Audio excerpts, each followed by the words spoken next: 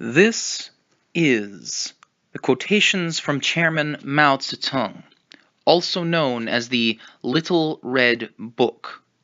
Chapter 22, Methods of Thinking and Methods of Work.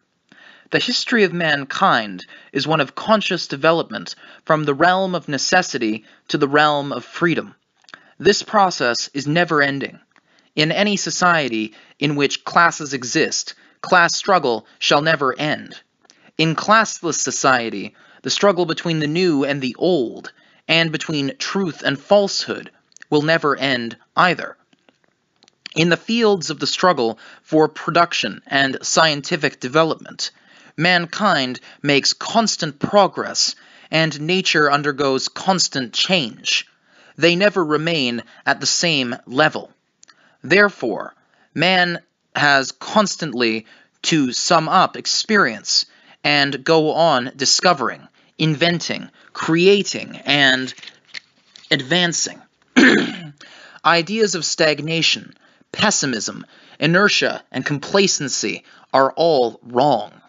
They are wrong because they agree neither with the historical facts of social development over the past million years, nor with the historical facts of nature so far as known to us, i.e., nature as revealed in the history of celestial bodies, the earth, life, and other natural phenomena. Quotation quoted in Premier Chow En-lai's report on the work of the government to the first session of the Third National People's Congress of the People's Republic of China, December 21st and 22nd, 1964. Natural science is one of man's weapons in his fight for freedom. For the purpose of attaining freedom in society, man must use social science to understand and change society, and carry out social revolution. For the purpose of attaining freedom in the world of nature, man must use natural science to understand, conquer, and change nature, and thus attain freedom from nature. Quotation from a speech at the inaugural meeting of the National Science Research Society of the Border Region, February 5th, 1940. The Marxist philosophy of dialectical materialism has two outstanding characteristics. One is its class nature.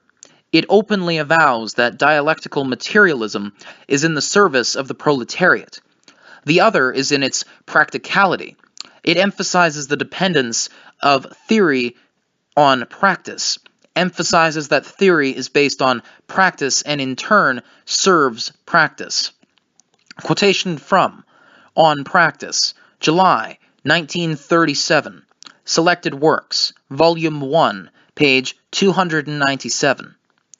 Marxist philosophy holds that the most important problem does not lie in understanding the laws of the objective world, and thus being able to explain it, but in applying the knowledge of these laws actively to change the world.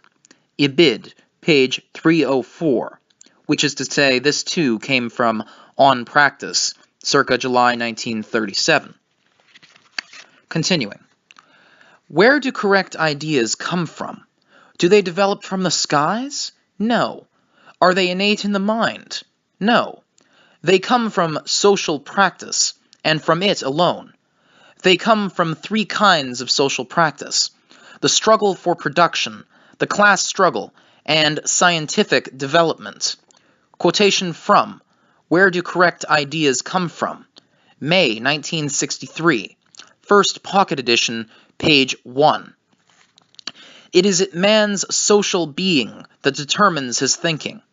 Once the correct ideas characteristic of the advanced class are grasped by the masses, these ideas turn into a material force which changes society and changes the world.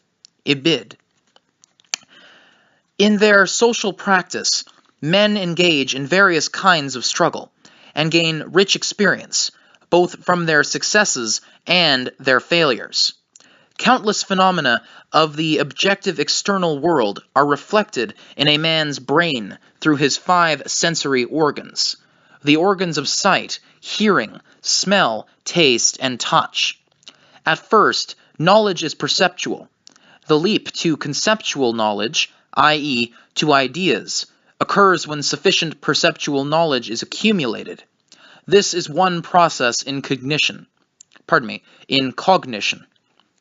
It is the first stage in the whole process of cognition, the stage leading from objective matter to subjective consciousness, from existence to ideas. Whether or not one's consciousness or ideas, including theories, policies, plans, or measures, do correctly reflect the laws of the objective external world, is not yet proved at this stage, in which it is not yet possible to ascertain whether they are correct or not. Then comes the second stage in the process of cognition, the stage leading from consciousness back to matter, from ideas back to existence, in which the knowledge gained in the first stage is applied in social practice to ascertain whether the theories, policies, plans, or measures meet with the anticipated success. Generally speaking, those that succeed are correct, and those that fail are incorrect. And this is especially true of man's struggle with nature. In social struggle, the forces representing the advanced class sometimes suffer defeat not because their ideas are incorrect, but because, in the balance of forces engaged in struggle, they are not as powerful for the time being as the forces of reaction. They are therefore temporarily defeated, but they are bound to triumph sooner or later. Man's knowledge makes another leap through the test of practice. This leap is more important than the previous one, for it is this leap alone that can prove the correctness or incorrectness of the first leap in cognition, i.e., of the ideas, theories, policies, plans, or measures formulated in the course of reflecting the objective external world. There is no other way of testing truth. Ibid, pp. 1-3, which is to say, this too came from Where Do Correct Ideas Come From, circa May 1963. Oftentimes, correct knowledge can be arrived at only after many repetitions of the process leading from matter to consciousness, and then back to matter. That is, leading from practice to knowledge, and then back to practice once again. Such is the Marxist theory of knowledge, the dialectical materialist theory of knowledge. Ibid, page 3. Whoever wants to know a thing has no way of doing so, except by coming into contact with it. That is to say, by living, practicing in its environment. If you want knowledge, you must take part in the practice of changing reality.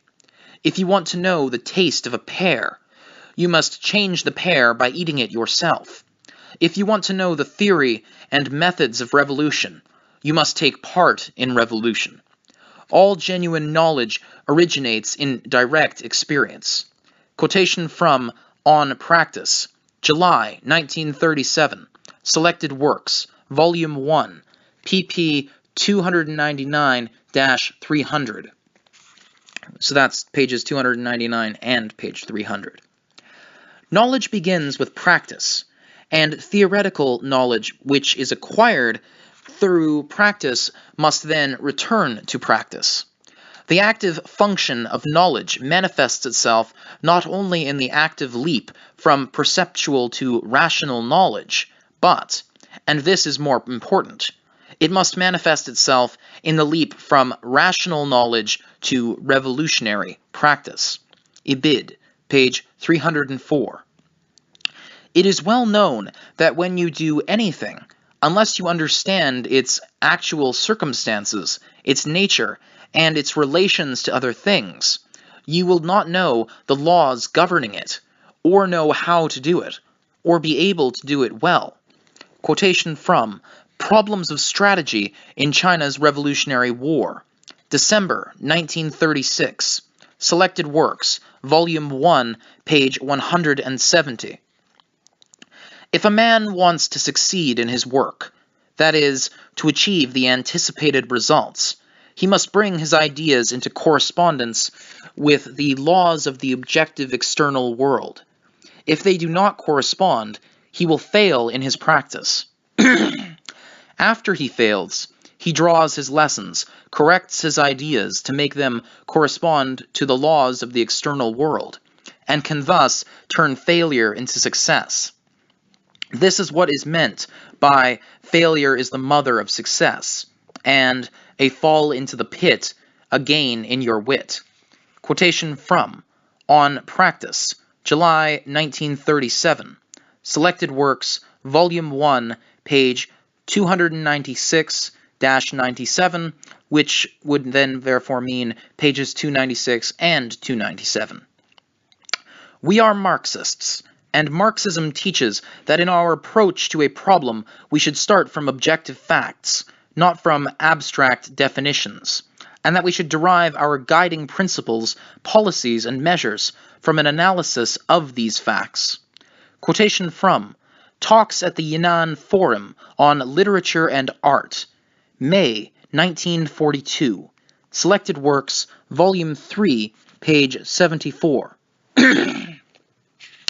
The most fundamental method of work, which all communists must firmly bear in mind, is to determine our working policies according to actual conditions on the ground. When we study the causes of the mistakes we have made, we find that they all arose because we departed from the actual situation at a given time and place, and were subjective in determining our working policies.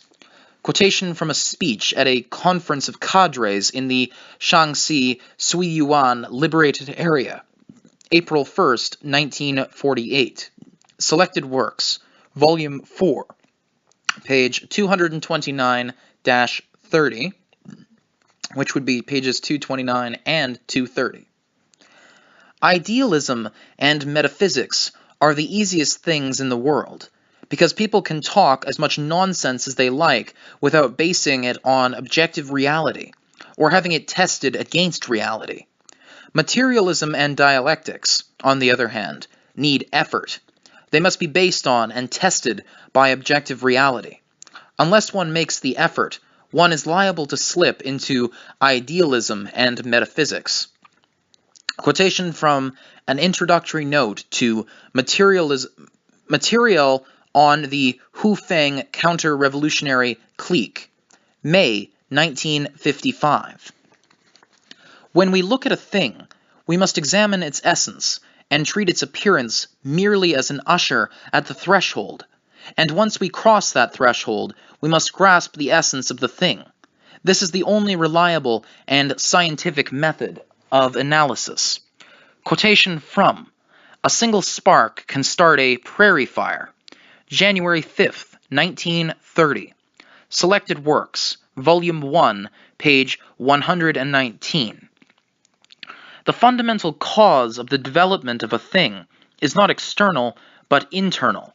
It lies in the contradictoriness within the thing.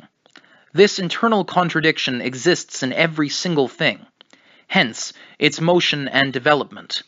Contradictoriness within a thing is the fundamental cause of its development, while its interrelations and interrelations with other things are secondary causes. Quotation from On Contradiction, August 1937. Selected Works, Volume 1, page 313. It, in square brackets, materialist dialectics, holds that external causes are the condition of change, and internal causes are the basis of change, and that external causes become operative through internal causes. In a sustainable, suitable temperature, an egg changes into a chicken, but no temperature can change a stone into a chicken, because each has a different basis. Ibid, page 314. Marxist philosophy holds that the law of the unity of opposites is the fundamental law of the universe. This law operates universally, whether in the natural world, in human society, or in man's own thinking. Between the opposites in a contradiction, there is at once unity and struggle, and it is this that impels things to move and change. Contradictions exist everywhere, but they differ in accordance with the different nature of different things. In any given phenomenon or thing, the unity of opposites is conditional, temporary, and transitory, and hence relative, whereas the struggle of opposites is absolute.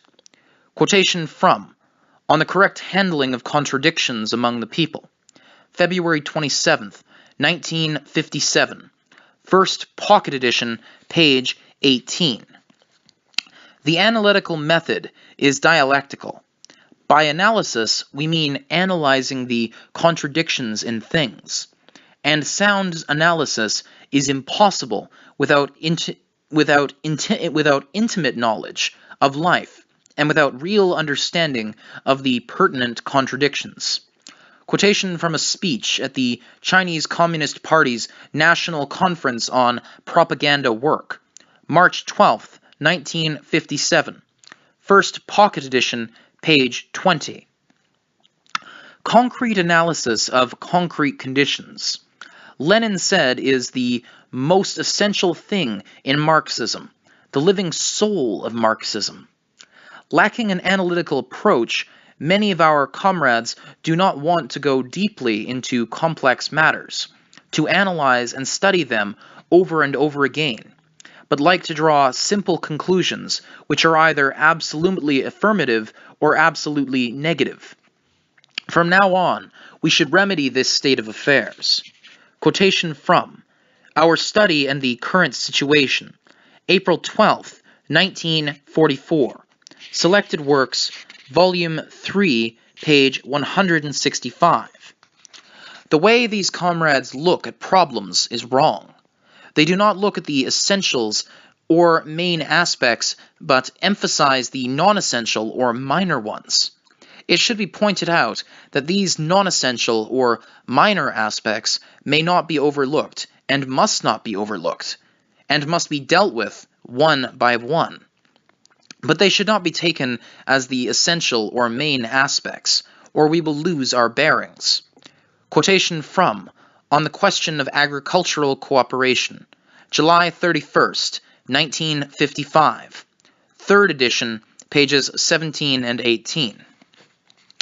In this world, things are complicated and are decided by many factors. We should look at problems from different aspects, not from just one. Quotation from On the Chongqing Negotiations, October 17th, 1945. Selected Works, Volume 4, page 54. Only those who are subjective, one-sided, and superficial in their approach to problems will smugly issue orders or directives the moment they arrive on the scene, without considering the circumstances, without viewing things in their totality, their history and their present state as a whole, and without getting to the essence of things, their nature and the internal relations between one thing and another. Such people are bound to trip and fall. Quotation from On Practice, July 1937. Selected Works, Volume 1, page 302. In studying a problem, we must shun subjectivity, one-sidedness, and superficiality. To be subjective means not to look at problems objectively. That is, not to use the materialist viewpoint in looking at problems. I have discussed this in my essay On Practice. To be one-sided means not to look at a problem all-sidedly. To be one-sided means not to look at a problem all-sidedly. Or it may be called seeing the part but not the whole, seeing the trees but not the forest, missing the bigger picture. That way it is impossible to find the method for resolving a contradiction. It is impossible to accomplish the task of the revolution, to carry out assignments well, or to develop inter-party ideological struggle correctly. When Sun Wu-Tzu said in discussing military science, "Know thine enemy as yourself," and you can fight 100 battles with no danger of defeat, he was referring to the two sides in a battle. Wei Cheng of the Tang dynasty also understood the error of one-sidedness when he said, "Listen to both sides, and you shall be enlightened. Heed only one, and you will be benighted." But our comrades often look at problems one-sidedly, and so they often run into snags. Lenin once said, quote, "In order really to know an object, we must embrace, study all of its sides, all connections and mediations. We shall never achieve this completely, but the demand for all-sidedness is a safeguard against mistakes and rigidity." We should remember and heed his words. To be superficial means to consider neither the characteristics of a contradiction in its totality, nor the characteristics of each of its aspects.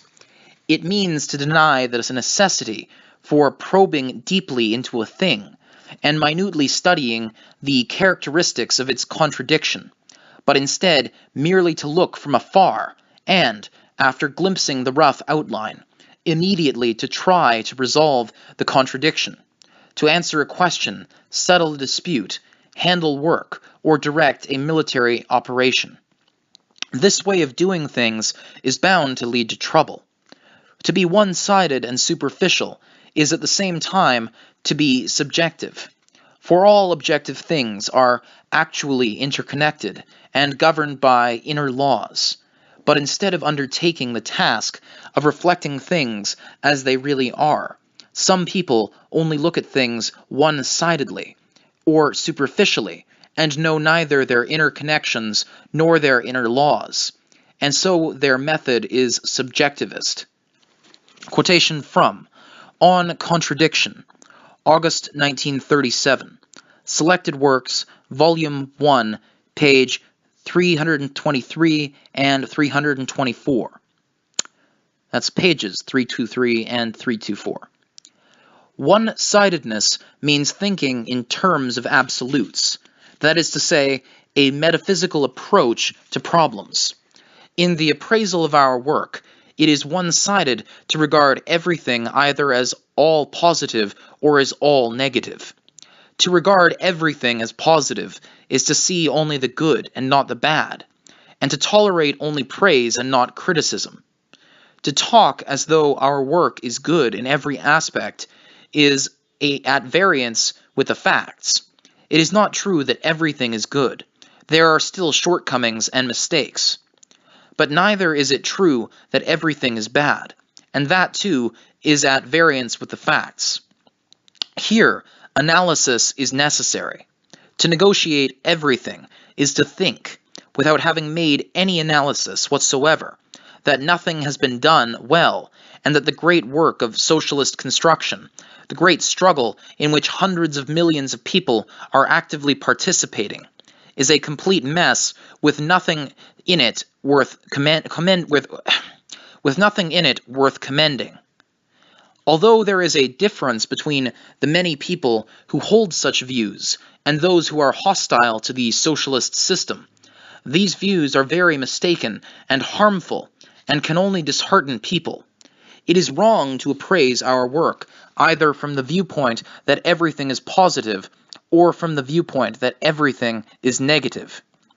A quotation from a speech at the Chinese Communist Party's National Conference on Propaganda Work, March 12, 1957, first pocket edition, pp. 16 and 17, so pages 16 and 17. In approaching a problem, a Marxist should see the whole as well as the parts. A frog in a well says, "The sky is no bigger than the mouth of the well." That is untrue, for the sky is not just the size of the mouth of the well. It is said, a part of the sky is the size of the mouth of the well. That would be true, for it tallies with the facts. Quotation from On Tactics Against Japanese Imperialism, December 27, 1935. Selected Works, Volume 1, page 159. We must learn to look at problems all-sidedly, seeing the reverse as well as the obverse side of things. In given conditions, a bad thing can lead to good results, and a good thing to bad results. Quotation from On the Correct Handling of Contradictions Among the People, February 27th, 1957. First Pocket Edition, pages 66 and 67. While we recognize that in the general development of history, the material determines the mental and social being. While we recognize that in the general development of history, the material determines the mental and social being, determines social consciousness. That's not a proper sentence. This is making no sense at all. Whatever. While we recognize that in the general development of history, the material determines the mental, and social being determines social consciousness. That's better. We also, and indeed must, recognize the reaction of mental or on material things, of social consciousness on social being, and of the superstructure on the economic base. This does not go against materialism. On the contrary, it avoids mechanical materialism and firmly upholds dialectical materialism. Quotation from On Contradiction, August 1937.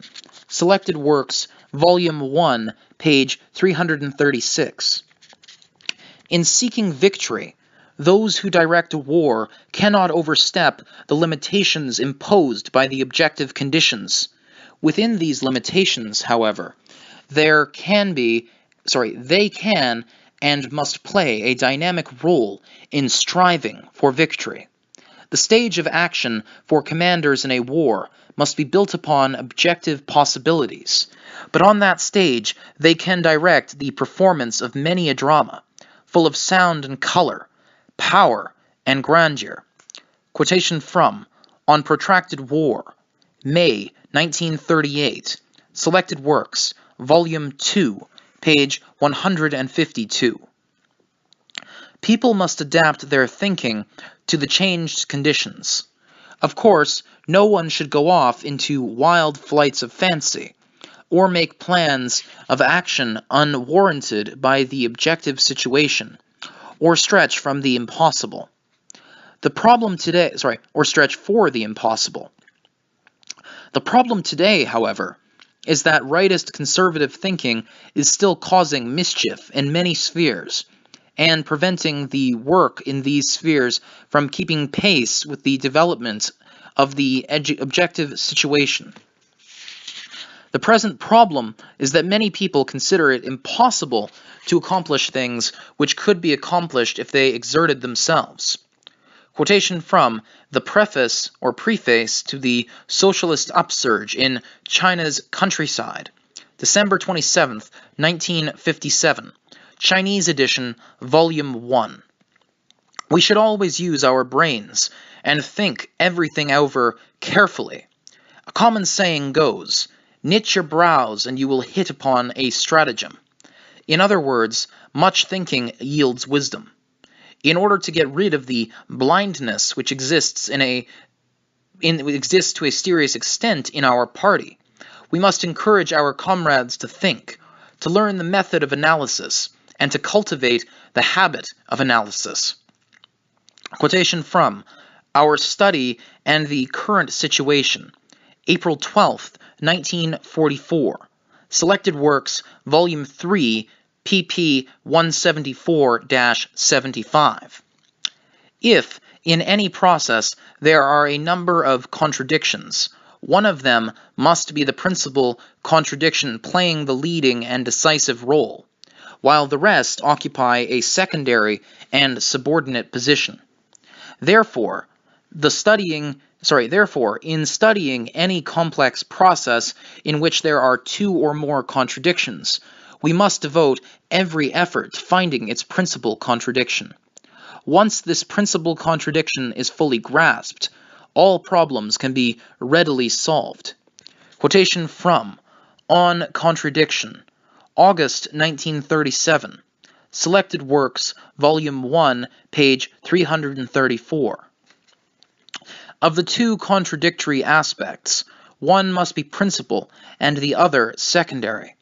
The principal aspect is the one playing the leading role in the contradiction. The nature of a thing is determined mainly by the principal aspect of a contradiction, the aspect which has gained the dominant position. But this situation is not static. The principal and the non-principal aspects of a contradiction transform themselves into each other, and the nature of the thing changes accordingly. Ibid, page 333, which is to say this too comes from On Contradiction, circa August 1937. It is not enough to set tasks. We must also solve the problem of the methods for carrying them out. If our task is to cross a river, we cannot cross it without a bridge or a boat. Unless the bridge or boat problem is resolved, it is idle to speak of crossing the river. Unless the problem of method is solved, talk about the tasks is useless. Quotation from, "Be concerned with the well-being of the masses. Pay attention to methods of work." January 27th, 1934. Selected Works, Volume 1, page 250. In any task, if no general and widespread call is issued, the broad masses cannot be mobilized for action.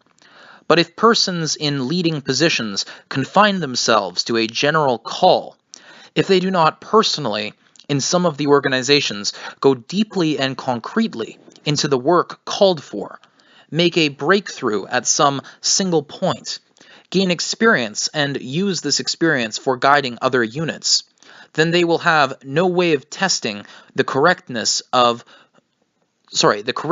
or of enriching the content of their general call. And there is the danger that nothing may come of it.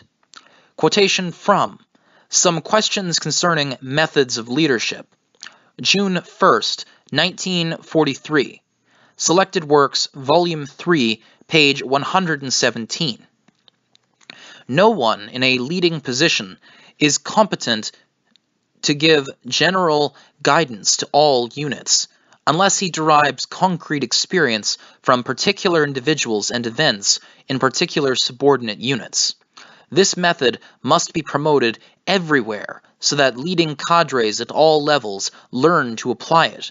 Ibid, page 118. In any given place, there cannot be a number of central tasks at the same time.